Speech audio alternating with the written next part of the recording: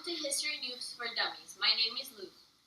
And my name is Raul. And today we're going to travel in time with our time machine to talk to two of the most important economists in the 18th and 19th century. I'm going to interview Adam Smith, who came up with the theory of capitalism. And I'm going to interview Karl Marx, who came up with the theory of socialism. Let's travel in time. Nope. So I traveled to the 19th century to interview Karl Marx, the creator of socialism. Hi Karl, how are you? Fine. Tell us a little bit about your life. I was born on May 5th, 1818 in Trier, West Germany. I studied law school in Bonn and Berlin. I received a doctorate in philosophy at the Jena University. So Yes. Karl, what did you do after your studies? After my studies, my wife and I moved to France. There we became revolutionary communists. Then I was expelled from France by Guizot, who was the Prime Minister of France. Why were you expelled from France? I was expelled because I criticized the book of Guizot. Then I spent 2 years in Brussels, where Friedrich Engels and I created a communist manifesto. What is the Communist Manifesto? The Communist Manifesto is a book made by Friedrich Engels and me. It basically promotes socialism and explains the problems of capitalism. So tell me, what is socialism? Socialism is a form of government in which major industries are controlled by the government rather than individual people.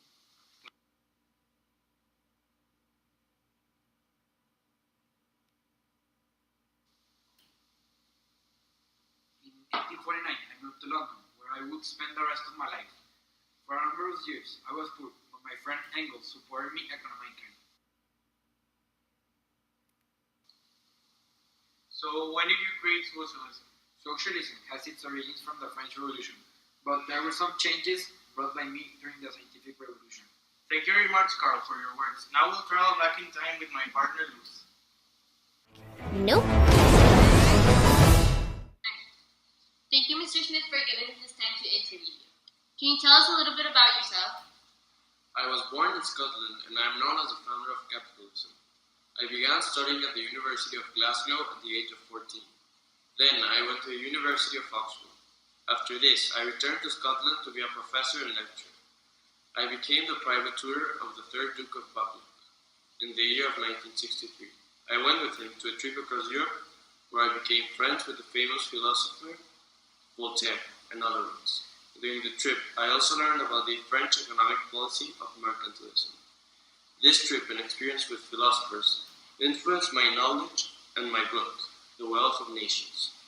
Publishing The Wealth of Nations was my most significant achievement. Why do you consider the wealth of nations so important? I published my theory of capitalism in my book. I believe that without interference by the government, an economy works more efficiently. I call this laissez-faire, which means to let be. Why would capitalism be the most effective economic system? In my opinion, individuals are naturally selfish. They work to benefit themselves. With laissez-faire, they would be encouraged to do their best effort while working and investing.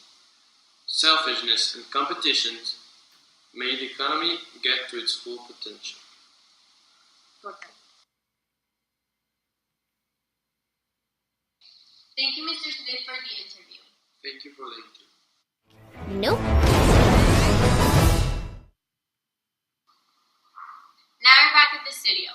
How was your interview? It was very good. Karl Marx was a very interesting personality. He had very good points about socialism. How was your interview? Mr. Smith was really interesting. He had really good points of view. I think we should go back in time and tell them and bring them here so they can see how it affects the future. Yeah, it's a good idea. Let's go back in time. Nope.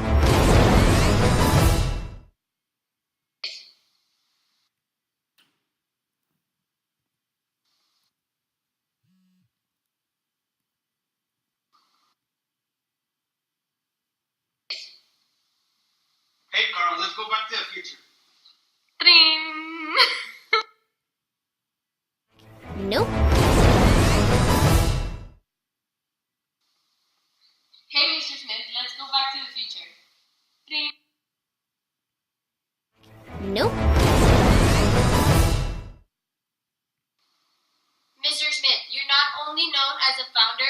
capitalism, but also as the father of modern trade. Many of our governments use your economic system, including the United States and Germany, which have two of the best economies in the world.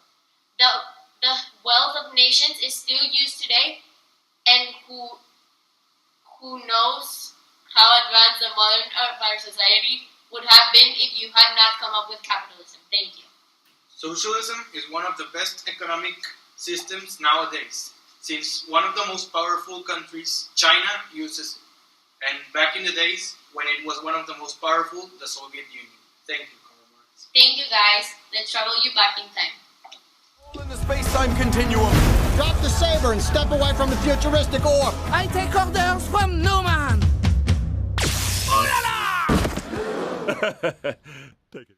Big Cypher's rap.